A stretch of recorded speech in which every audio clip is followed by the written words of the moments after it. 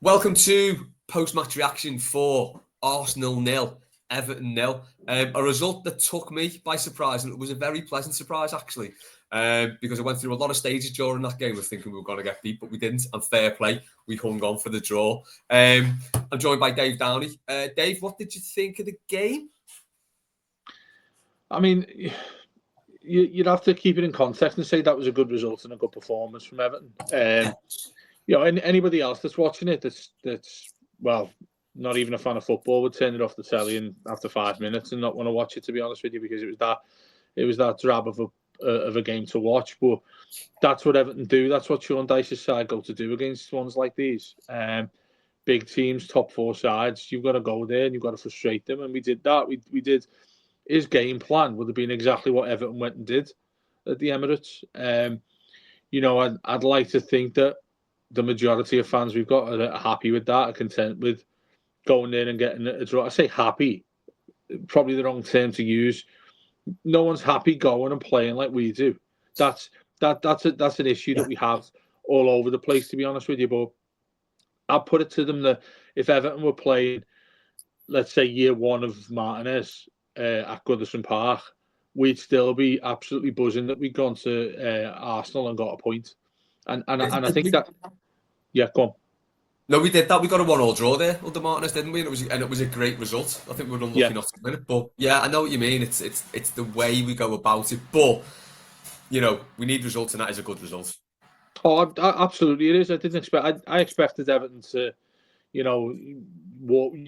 probably be walking out if you went that game after about 20 minutes. I thought, because we'd be about 3 or 4 goals down by then. Look, there wasn't a game plan that involved the other half of the pitch. Let's be honest here. But cutting him some slack. That performance from Everton today is exactly where Sean Dyche has made his career from. And it's frustrating their opponents. Now, the fact we have an issue with him is because he does it every bloody game, and that's the issue we have with him. But to go to Arsenal and do so, like I say, you need to appreciate who you're playing in this situation. I mean, did Blues travel there thinking that you're going to go there and be free-flowing football that was having multiple shots on goal and, not getting... I know you've got the stats to read out in a second, which quite amusing, aren't they? But you can't go somewhere like that, and you'd have to appreciate and respect who you're playing. And it's Arsenal away, the side that, I'm not sure if they are now, but is challenged for the Premier League title for the past 2 or 3 years. Everton going there with a poor side. Let's face it, we are a poor side. We're the side that struggles to stay in the division. You've gone there and got a draw. Again, it needs to be made. The statement needs to be made about Jordan Pickford. I put it on my Twitter immediately after the game. Everton would no longer be a Premier League side if it wasn't for Jordan Pickford. Yeah. And I think he proved that again today. You look at some of the saves he made. Fearless goalkeeper as well. I mean, he throws everything he has. And like we've always said, he's not a big fella. He's not a giant goalkeeper. He's not somebody like an Ederson or Alisson over the park. He's not like that. He's not that kind of goalkeeper. He's the type of keeper that they take the piss out of because he's small. And his arms and all that people make fun of, but I'll tell you something, he's equal, if not better, than almost every goalkeeper in that division. And I'd say so. Yeah, exactly. And look, people will say, "Oh yeah, you've got your blue cap on there." If you look at the other clubs, but I would put that akin to them winning titles and them winning trophies. What Jordan Pickford does at us is equal, if not better, than what they do at their clubs to do what they're doing respectively. I mean, if you look at clubs up the top end of the division, he improves most of them straight away by going in there. He immeasurably improves teams like Man United and Spurs, immeasurably for me. And yeah, today it was again, I don't want to say he dug us out. That feels a bit unfair on the defence because I thought the defence played really well today. I thought Mikalenko was decent. He basically shut down Saka for a lot of that game. Mm-hmm. And Jordan Pickford did have to make a couple of good saves, but when you've got a good keeper, that's what they're there for, isn't it? Arsenal are going to create chances. I'll go to the stats quickly now. Then, they had 13 shots, 5 on target. So, he's made 5 saves there. I'd say 2 or 3 were very, very good saves. But yeah, that's that's what you need from your keeper, isn't it? No matter what sort of where you are in the league, you need a good keeper and you need them to make saves like that to keep you in games like this. Can't have any fault with the defensive display. And I think had we been able to keep that defensive solidity throughout the season, so not chip 4 to Spurs, for instance, not chip 4 to a terrible United team, I think we'd all be a lot happier. But the frustration is that we've not done that. We let him fall against an awful Man United team the other week, and then we go to Arsenal, who were a much better side. Okay, you could say he maybe had a bit of an off day today. It didn't look like things clicked. But you've got to give credit to Everton for going there and making that happen and getting that result. And defensively, they were sound. The frustration for me is that there's nothing happening up front. There's no outlet at all up front. We're not getting anything at all. The rare occasion Calvert-Lewin did get it, there was no one round him. There was a point where Jack Harrison won a header, and I think it was in the second half, just before he came off. Calvert-Lewin was nowhere near him. There's no interplay with the forwards, and you're kind of hoping there that you can just hang on to a 0-0, like we were doing from minute 1, but it worked. But it's a dangerous game to play, to just be hoping for that and having nothing going forward. And it makes it all the more frustrating when we do get a good opportunity, like we did in the first 5 minutes there with the Corey. And, the same happened at United with McNeil. Got into the box on a good angle to shoot. No one around him. Waits, gets tackled. Decore did exactly the same today. And that's unforgivable. When you're playing a game where you're not going to get many chances, those chances you do get, you would at least need to work the keeper and at least do something with the ball. And that's the frustration for me, is that we just don't do anything. And that's really it. So for this game, as you said at the start, I thought we'd get battered.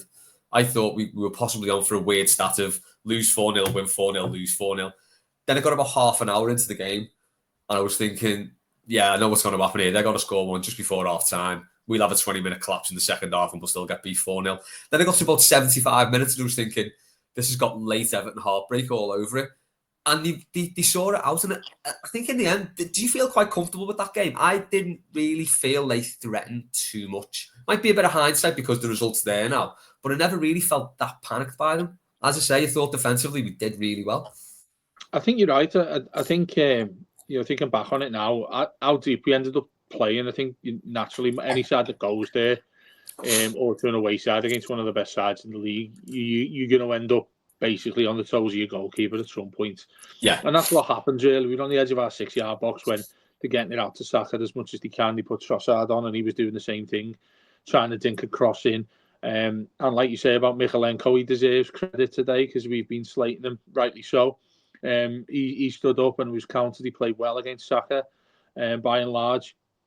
I think they really struggled to get past that. Well, let's face it, it was a single block that we had there. In terms of a back line.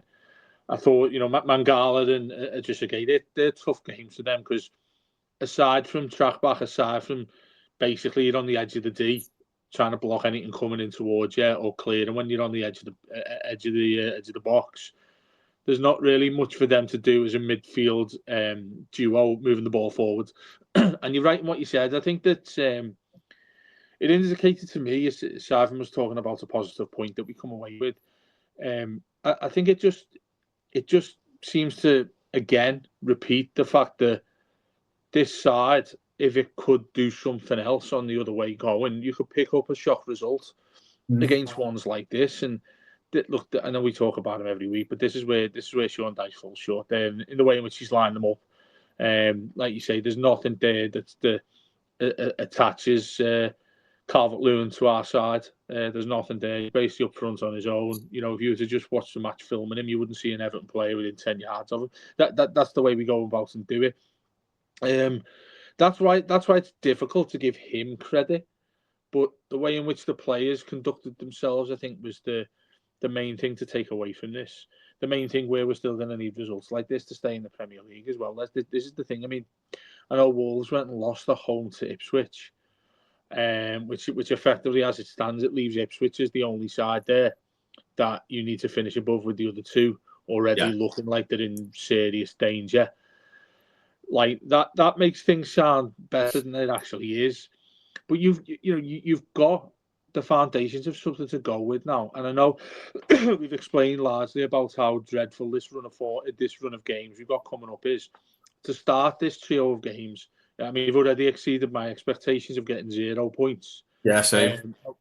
Sorry, I think I said one. I think obviously we've succeeded that already, really. So the next two are freebies as far as my opinions, my predictions are concerned. But yeah, I mean, going to somewhere like that, it should give you immense confidence. That how many Yeah. sides are going to the Emirates and keeping a clean sheet? I'd like to see that statistic. Well, We haven't well, got it to hand. I've been looking there, and I think the last time, I think they've scored every game at the Emirates. I think the last time they didn't score was Newcastle away. They got beat 1-0. Apart from Europe, like take Europe out of it. But yeah, in the Premier League, it looks like they've scored every game at the Emirates, and the only time they've not was that away game at Newcastle. So, Yeah. to keep them down to it. And if you look historically as well, we won during COVID, but we've lost every season there. After that 1-1 when De La Feu scored. So that was the last time we got a point there, apart from the COVID season. If we take that out, we've lost every single game. And after that, then, so we drew the one before that, lost, drawn, lost, drawn, lost, going back to like 2003. We lose there a lot away at Arsenal. So, you've got to give credit to the team and the manager for that, for getting a point there, because it's not something Everton do very often. And better teams than that have gone the Emirates to face worse Arsenal teams than that and come away with nothing. So it is a really good point. And as you say, they should take a lot of confidence from that. But that's the frustration for me. That why didn't that happen at Man United? I know there was that. We played all right the first half an hour, let's say, and then there was that. Branthwaite's own goal where he sort of tried to clear it and it went in. But is that all it takes, really, to sap the confidence of this team? Because they capitulated after that. Obviously, nothing like that happened today, but I mean, that in itself's a worry if that's all it takes. I'll tell you what, just pick up on Branthwaite, actually. He's been pretty poor, hasn't he, since he's come back? Yeah. He looked bad again today, didn't he? Yeah, he's not looked himself, has he really? Nah. I'm not too sure why that is. I know Dice I've had an issue with Dice talking about him and saying, acting as if he's only just started playing football, basically, when you listen to the words he has in his press conferences and whatnot. And yeah, I don't think he's looked his best. Look, he was part of a side and went and got a clean sheet down at Arsenal there. By all means, he shouldn't be shut away from what we're talking about in terms of a positive defensive performance. But you are right. I don't feel as confident with him at the moment. Just at the moment, let us stress that, really, because he's still our best centre back by a mile. He could actually be a little worse than what he is now, and we'd still call him our best central defender. It's the slack passing and dithering on the ball that's worrying me a bit. These it's are really things not that part of his game, that. No, I used to look at this, and forgive me if most people won't remember this, but when you remember that Rio Ferdinand first went to Leeds that time, and he paid ridiculous amounts of money from him. He was Rolls Royce of a defender, as he ended up being at Man United when he wanted to win all sorts at United. But there was a rawness to him, and a lot of what you see from Branthwaite is that at times he's got an immense amount of guile in what he does. I think when he has it in and around him and it's not playing well, he's the one that stands up to be counted with that. He's got experience at his age, more experience than most have got at his age. The thing that I think many people would say he gets away with it because we know he's this world-class centre-back that's going to be going for ridiculous amounts of money in the future and be a regular England centre-back. We know all these things. And for that very reason, because he's an Everton player and because he's probably our best player, people are going to be, you'd excuse what he does, which is quite strange, really, because it should be the opposite way around, shouldn't it? For instance, we know that our leaders, our players, like we've done with Tarkowski much, where he's been really poor for most of this season, you turn to him saying this is embarrassing, maybe you should take him out of the team, maybe he shouldn't be captain, and things like that. With Branthwaite, I think it's very easy. Like you mentioned there, what happened at Old Trafford, there's been a few times that I've looked at him and thought it doesn't look much like the Branthwaite that we were used to bursting into the scene. Look, players do that. It happens with players all the time. No one goes through a career, well, in any walk of life, without having a bad spell. Do you know what I mean? And you know, as you say, he's not like you say, Sean Dyche, like it's his first season in professional football, and he's like 18 years old. He's not, but he is still learning the game, isn't he? He's still a very young defender. Yeah, he is, and that's important to keep in mind. And I think, like, you know, it might sound like I'm contradicting myself because I've been frustrated at how Dyche has spoken about him, because he's sort of, I think he's in an awkward time of a young career, really, where he's a 23, is he now? He's a young lad like that who is being relied upon heavily by a football club that's in a crisis. Let's face it, was within a type of a crisis, as we know, given that we're in relegation fights from year to year now. It seems to be, you know, regular. Hopefully it changes as soon as possible with the news that's about to come. But having him as on a pedestal when a side is struggling to stay in the Premier League, can you imagine what that burden is at his age? Yeah. I think there's mental fortitude that has to come along with that. I think you see that from him. I think he's quite a quiet lad. I think the way he conducts himself, his body language, all of that looks like a man far past his ages. And it's easy to take that for granted, Les. And that's the thing that I think when you see performances where you're looking at him, oh, he doesn't look like he has, you know what I mean? Maybe he needs taken out to the side. Maybe when you've got your manager saying certain things about him. If I was Sean Dyche, I wouldn't speak. If he was having a poor run of games, which let's say he is, as a manager, I wouldn't even talk about him.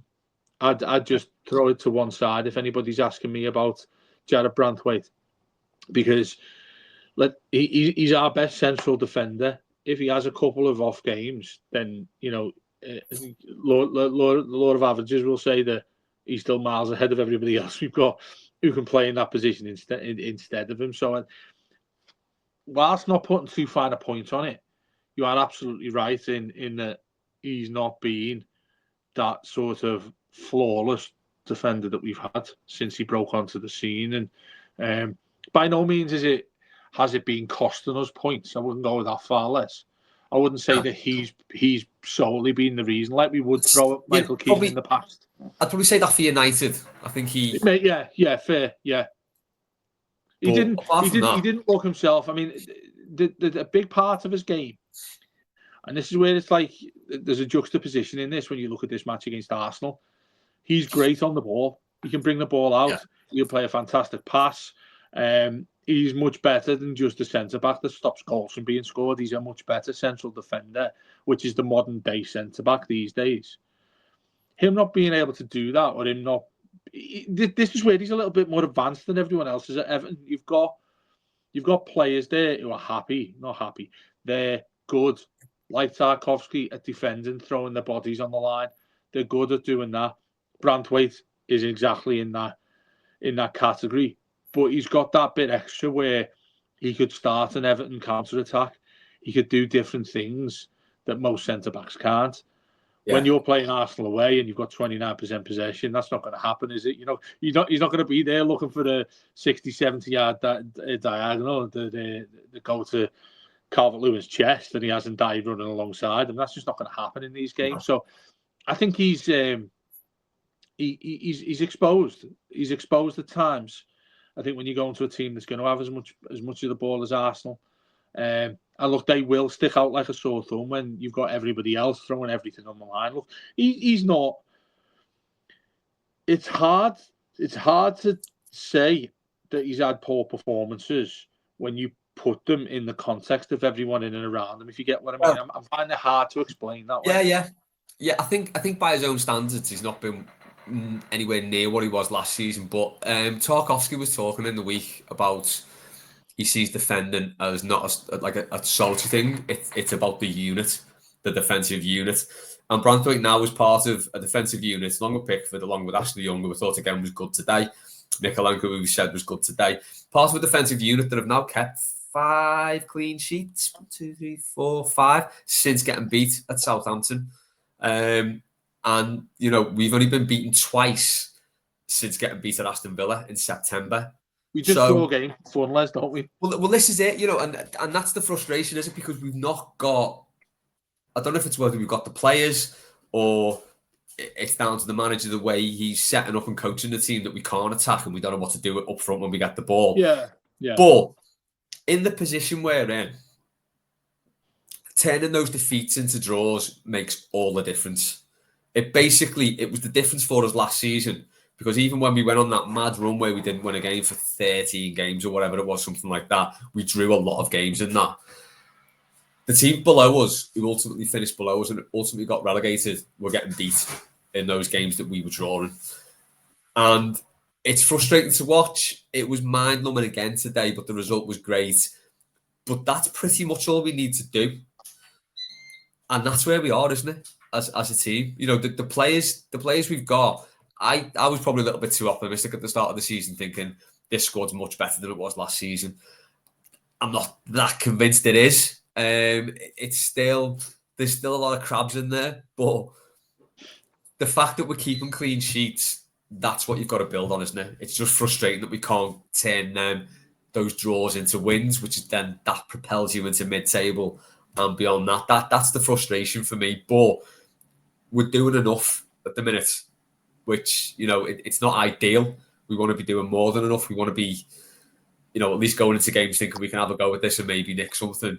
And that's the frustration for me. But we are doing enough, and 5 clean sheets from Southampton.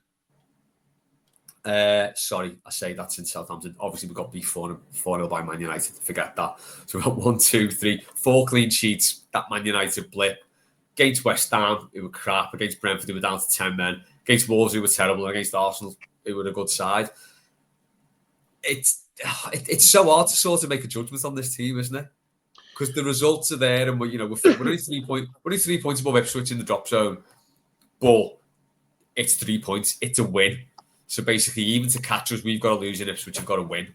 And you've got to come to us as well, in particular. Exactly, yeah. And the way these things pan out, it's sort of, when you look at that, and where are we with everyone else? Wolves 9, Southampton 5. That's Southampton result, for fuck's sake. But we're 10 points clear of Southampton. That's a big swing. So they're out of it. Wolves 6 points clear. Again, it's a big swing. So we're not in a bad position. They're all the games in hand as well, Les, isn't it? That the derby's in hand, isn't it? Yeah, we've got the derby now. So Palace are on 15 games, 2 points behind us. I guess they play tomorrow. Yeah.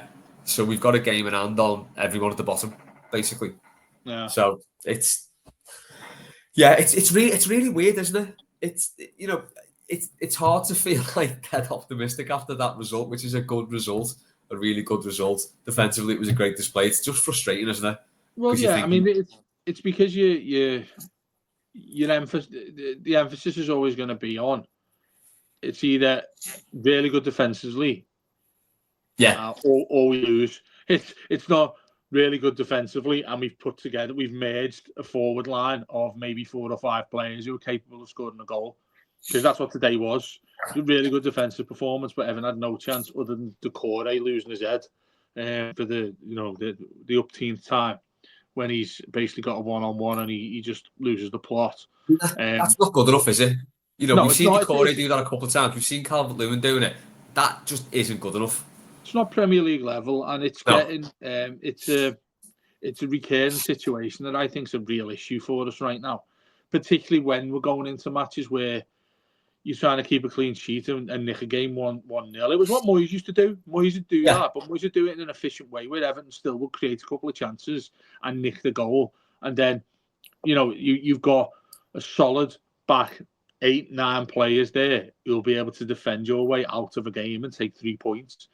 That was basically what he was built on in his early years at Everton before we started to put together a really good side towards his latter years.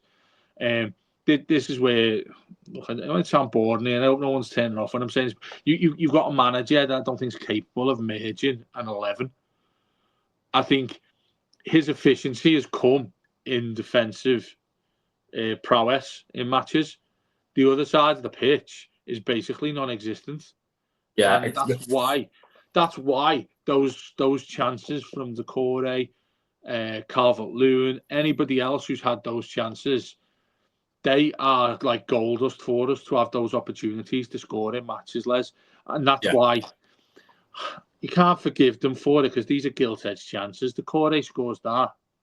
Everton perform like that defensively. They go on and get a shock 1-0 win. Do you think it would have been a different game though? Do you think? Yeah, that's do you think a there'd really have been a bit interesting of point. urgency from Arsenal, because just to pick up on their performance today, they didn't look great, did they? No, they didn't, and they looked a little bit lost, a little bit stuck with ideas, because you think of Saka as one of the best. He's a world-class player now, and with all due respect to Mykolenko, Saka, by and large, should be ripping someone like Mykolenko apart. You look at the way the form both have had is chalk and cheese in regards to the positions that they have as Premier League footballers. Mykolenko just hasn't looked like a Premier League. We have a lot who don't look like Premier League players, if we're honest. And Saka, he was well dealt with by Mykolenko. He had a couple of shots and whatnot. He beat him to the byline a couple of times, but there wasn't that fizz about Arsenal. You think of Odegaard as well. Odegaard, I mean, I love watching him play. By and large, I like watching Arsenal play. And I think that's credit to Everton as much as they play poorly. Everton frustrated them. He's their captain, Odegaard, and nothing really seems to go through him. Everton seems really in a solid position to stop him playing through balls through to anybody in front of him. Havertz was non-existent. Martinelli as well was dealt with really, really well. I can't think of a gilt-edged chance other than the one where Pickford gets down so well to his left and tips it round the post. Save that. That was a great save.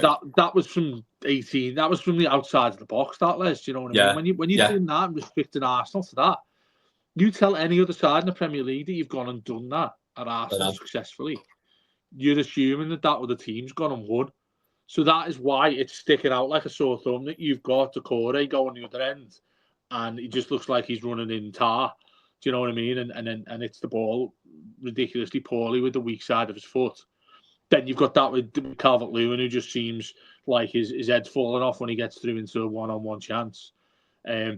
Look, they can be the end. They can be the yes and no of a Premier League season. They can be Everton in a relegation fight, and Everton won't be in a relegation fight. If Everton took 3 points today, you feel a tad more relaxed going into this Chelsea and Man City, because obviously many of us would say if you'd have said 3 points from these 3 games, I would think you're ludicrous. I'd put you in a jacket and say you're going into a padded cell, to be honest with you. If you said Everton, we're going to get 3 points from these games, lo and behold, you've taken 1. And you've got Chelsea at home, City away. You talk about freebies. I'm not fancying anything at City away. Chelsea at home, you can ruffle a few feathers there. I don't care how good they've gone. You can knock Chelsea about, and they hate coming to Goodison as well, notoriously. So, it's a good platform we're on to take forward to another tough game, and it's at Goodison. So that's where Sean Dyche should be looking at this and thinking, we've got chances to score some goals here, maybe. Do you know what I mean? Yeah, obviously. Sorry, you cut out there, Dave. You there? Yeah. Yeah. So obviously no Broja for the Chelsea game, because we've got him on loan from them. But he didn't really do much when he came on today, did he? I thought his cameo against Wolves was much better today. He laboured again today, but like Calvert-Lewin for the rest of the game, there was no one really around him. That front three just doesn't work together at all. You've got 2 wide players who pretty much stay wide, and the centre forward who runs about a little bit, but there's no cohesion there at all, is there? And that's I've said numerous times during this podcast, that's the frustration for me. There's no patterns of play going forward, and those front 3 do not work together. But like you say, there is a platform to build on, but inconsistency has been a thing this season, hasn't it? With this team, it's been so up and down all season, with results just being all over the shop, really. But I think there's, like you say, there's stuff to go into that Chelsea game with, not be too defeatist, and see what happens, I guess. Yeah, I think just going back to your point there on Broja, when he came on, any striker that comes on for Everton, whether it be him or Beto or anybody, you do have a degree of sympathy with them, because they're just they're just hamstrung on the whole. You're an Everton striker. Being an Everton striker as a Premier League footballer is it's something that you don't necessarily want to put on your CV. Do you know what I mean? They end up at Everton for a reason. We've still got Calvert-Lewin for a reason because of what we've spoken about in terms of the chances that he missed. That are what Premier League strikers should put away. Brozier, the one thing about Brozier is when he had that ridiculous run on the left-hand side and he just had half of Arsenal's team just bouncing off him and he managed to keep the ball for ages up until the corner flag. I was like, this fella is an absolute beast. He's a big man. He's a big fella and he can shift. And that adds to all the more frustration why he hasn't been thrown in from the start or brought on earlier. Like you said, them cameo performances against Wolves and then the few minutes he had against Arsenal. We haven't seen him enough to make a fair judgment on him, have we? And yet we're still persistent with Calvert-Lewin and not just change something, Sean. Just it is. Give something else frustrating. Actually, is the question I put, Les? The question I put to this is: would you say Calvert-Lewin is that vital for us not to make a change and try something else? In my opinion, no, he's not. Yeah, exactly. No. He's not done enough, has he? Like I think we said the other week that Beto's probably done enough in the minutes he's played to want to start, and then he gets that start at Man United, and then he's dropped again. It does warrant trying something different because Calvert-Lewin's doing nothing. It's disappointing that we've got Chelsea at the weekend, isn't it? So bro just doesn't have a chance to play at all in the game. That is frustrating, and it will be for him. But yeah, I agree. I think we need to try something different up front. Really, and get the front 3 and 4 working together. Yeah. The number 10's nowhere near the striker. Everyone plays in isolation, and it's just dead frustrating because it shouldn't be like that. They should be moving around the pitch as a unit. When someone has it wide, either go and help them, or if they look like they're going to get down the line and get a cross in, get into the box as a unit, pack the box, waiting for that cross. There's none of that, none of it, and that's where it feels like we're hanging on from the first minute. Because we know there's nothing going to happen up front. But there are options there and there's nothing getting used. Well, that's where you've got a manager who is ultimately a shithouse. Basically, because when he's done that, like you said, I think that's him. That epitomises what he is when he's taking a chance. I mean, he sat there at home ringing up Steve Stone and Ian Woan going, should I do it, lads? Should I do it? Or I'm not sure. Maybe I should, maybe I shouldn't. I think I'll leave it and just hesitating on everything when he started Beto. Because I'm thinking he's gone into work thinking, shaking his head, having sleepless nights, thinking that, dare I do it? Dare I do it? Shall I do it? Oh, go on, I'll give it one little go. He did it and then swap back. He did it, reverted back to what is most comfortable for him as a manager. That's a big part of why I don't want him going forward. But look, we seem to go into that conversation every single one we do. So post-match wise, though, maybe it's a time to turn away from him and look at the Everton went and got a positive result against Arsenal there, a 0-0 at the Emirates. I'm pretty sure you've got 19 teams that will probably take that. Well, they certainly take Arsenal not scoring a goal in 90-odd minutes against them. They bite your hand off to do that. So Everton have gone and done that. They deserve immense credit for that. Sean Dyche does too, for the way he set that up, albeit it's probably him just saying, lads, same again on a WhatsApp group. But, Everton have gone and done it. It's credit to the players there at the back. And now, there's something you can move with. It's quite ironic that the next ones are, in regard to this, it's ironic that the next ones are Goodison against Chelsea, because that means you'll have fans and 40,000 of us screaming at them to get the ball forward and Everton to have chances on goal. When you're away at Arsenal, it's much more comfortable in not having that sort of thrown down your throat by us as fans. And rightly so, I'm not criticising fans for doing that by any means. But when Everton play at home against anybody, Everton need to be doing something going in the other way. And that's the issue that Sean Dyche has. So, we've run away with our point. Tail between our legs, and then look at Chelsea and can we disrupt what they're doing in this great run of form they've got? Yeah, fingers crossed. Just looking at it objectively then, just before we wrap up, it's a good point away.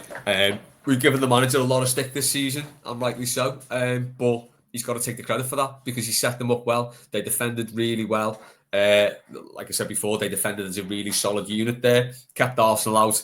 Not many teams have done, not many teams will do that this season, yeah. So full credit, we're only 3 points clear of the drop zone, but there's a lot of swings got to happen there for that to change. A couple of tough games coming up, but you've got to be positive after that result, haven't you? It's a good result. I'm made up with it. I just hope we can just like keep this form going now. Just keep it solid at the back. Maybe nick something. I'm happy to do that for these next couple of games. So, yeah, a good point on the road at Arsenal. One I certainly didn't think we'd get. Don't think you thought we'd get either, Dave. Yeah. But yeah, we'll leave it there for this post match. Let us know your thoughts in the comments on Twitter, on Blue Sky, or whenever you get in touch with us. We'll be back. I'm doing a kick-up with Rob tomorrow. I'll be doing Blue Monday on Monday. Got to talk about this game 2 more times before Monday. Incredible. Let's one more thing. We just need to say thanks to Warren for giving us his quick review. Oh, yeah, of course. Sorry, yeah. Well, you'll have heard that at the start of this. Yeah, so Warren was there today. Hopefully in a better mood than he's been at the last away he went to, which I think was Southampton. But yeah, we'll be back with all the usual stuff this week. Toffees in 15th, 3 points clear of the drop zone. Go and enjoy the rest of the weekend. Up the Toffees.